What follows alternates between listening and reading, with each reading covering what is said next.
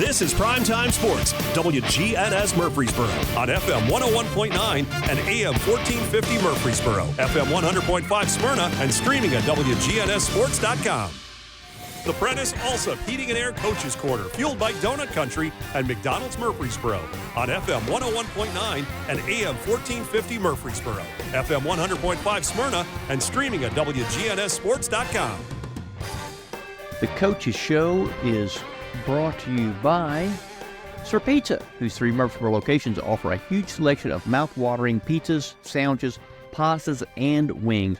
Order your favorite pizza online at sirpizzatn.com. I'm Danny Brewer. I'm extremely pleased now to be joined by the Floyd Walker of Eagleville. Coach, how are you this morning? Hey, man, look here. You got my go-to thing, man, talking about Sir Pizza. All right? I'm giving free advertisement today. I'm probably going to hit Sir Pizza and Slick Pig today. There you go. That boy pull the old double, huh? Exactly. I'm hoping to pull a double, too, only at Keeneland. Oh, hell, you know. The late double. All right. So, Coach, you know, before we get started, I want to talk about something, and I don't know if people realize this, but, you know, you were an assistant coach at MTSU for quite some time, played there. I know you don't like to talk about this, but fantastic player there. You know, great high school player, had a great career at MTSU as well. But the thing is, on the sidelines at MTSU, when you were an assistant coach, you signaled in the plays, right? You know, Right. Okay. So what I want to know is, because I was there for a lot of those games, the moves, the dance moves that you put on when you signal plays. Did you choreograph those, or was that something that someone else orchestrated? I think it all started with Steve Bird, maybe. Because Steve, before I started doing it, Steve Bird was signaling them in, and I just kind of picked up on what he was doing and probably ad-libbed a little bit more as we kept building the offense and adding things to it. But I mean, that's a long time ago, so I really don't remember. We're gonna change subjects. I've heard more stories about that in that red jacket, so we're not going back in time. Okay, Coach. Well, let's talk about last night's game. Huge win for Eagleville on the road at Richland, 26-7. How about it, Coach? I mean, it was a really, really fun night to watch our kids perform last night. I thought our kids really, really had a blast playing with one another, competing against Richland. It didn't start off the way we wanted it to. I think we stopped them on the first drive. We get the ball. Caleb Stinson pops one, and then we give the ball back. We hold them. They punt, and we kind of muff a punt.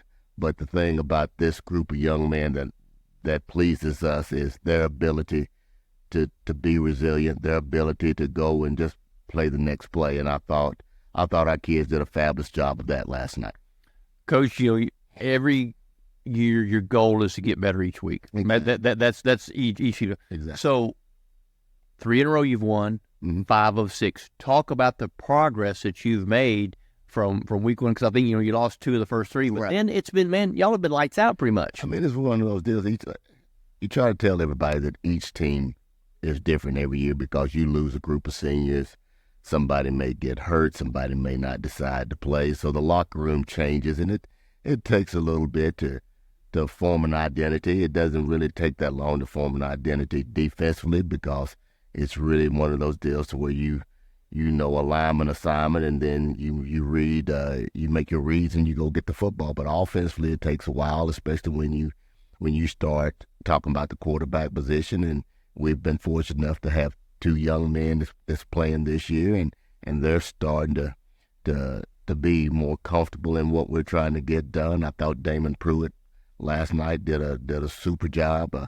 He'll even tell you he probably played his best football. So we're excited about the way that we're trending, but is it what we want to be?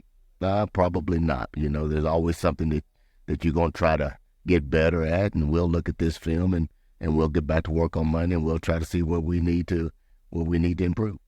So as we move into the final week of the regular season, you know, and you have had the success, important to maintain hunger is the message I'm getting. It is, and our kids, I mean, you think about whether or not a kid is ready to play a ball game. You try to get a feel for everything, whether it's a pregame meal or whether or not it's on the bus or how they're interacting with one another in the locker room. And we've got a loose group of young men, and the thing about it is when the lights come on, they've been able to flip the switch and really, really excel at a high level. So it's one of those deals to where when you have 14 seniors in a 1A school that's been through a lot of battles, it's been on a lot of road trips, they're doing a really super job of self-motivating. So I'm thankful to have that type of leadership in our locker room. Well, I think road trip is a key because at your level, the road games are really road games. You know, oh, yeah. Here at the 6A level, you just go down the street and you're playing somebody, but you guys don't. You do have to travel. Yeah. I mean, most of our road games are at least an hour minimum, and our kids handle it well. And it's one of those deals to where it's like you just said, we're not fortunate enough to where if you're Riverdale, you have to go right across town, 15, 20 minutes and play play Siegel or play Oakland or somewhere in that neighborhood. When it's time for us to hop on the bus, kids bring pillows, they get their headphones, and they're probably going to take a nap because they know that it's going to be a long bus ride. But our kids have handled it well, and we're going to have to hop on the bus again this Friday night and go to Cornersville, which is about 45 minutes to an hour. So we'll look forward to the challenge when that arises. Well, before we talk about Cornersville, let's talk about last night and a kid that you talked about playing at a high level. Caleb Snitzer, 17 carries, 198 yards, 2 touchdowns. How about that night that kid had? He's done it all year long. Caleb Snitzer, Marshall Spann, Nolan Lane, Noah Lilly, and the list could go on and on and on. These kids, I tell them all the time, I'm proud of the way that they play for each other. I'm proud for the love that they have for one another, because I think that's the whole key to it. I think this group is so close that when they go out onto the field, it's nothing but their will to make sure that they don't let their buddies down. And it's really a treat to watch when you get a group of kids like this.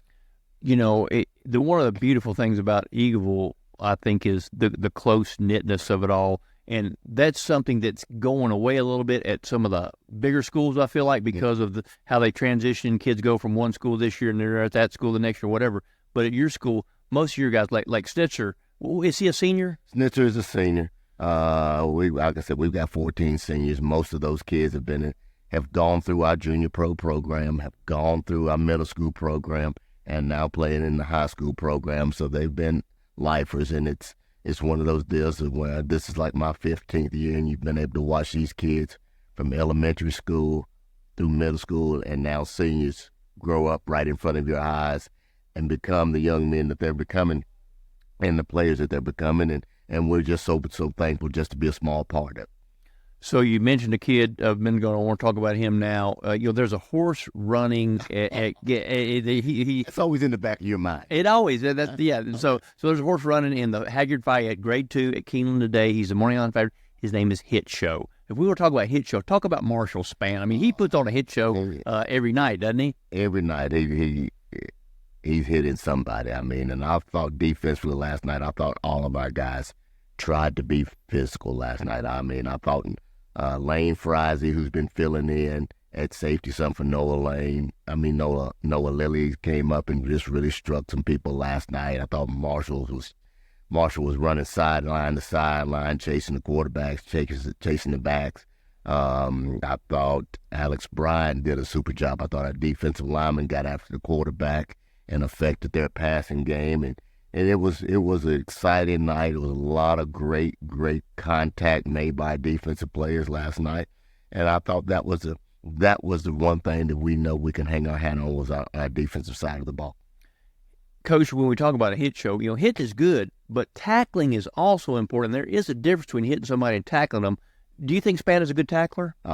He don't miss many. That's a sign of a good tackler to me. If you don't miss many, you're a good tackler. So, and he's right now he is probably, well, it's not probably to it. He's the all-time leading tackler in Eagleville football history. He's got well over 500 tackles, which is a lot for the human body. and he's kind of banged up and everything, but he just keeps on making plays, and that's what you want in your Mike linebacker and your captain on defense. When you think about that statement, all-time leading tackler, that's pretty strong, isn't it, Coach? It is, and he's done a good job since he was a freshman for us. We threw him in early, and he's accepted the challenge, and he's never flinched. So we're excited about what he's brought to the table. We're thankful that he's wearing our uniform and not the opponent. Well, I know his daddy was a pretty good thumper down there at Smyrna, so I guess the apple didn't fall far, did it? I don't think he had a choice, right? That's right.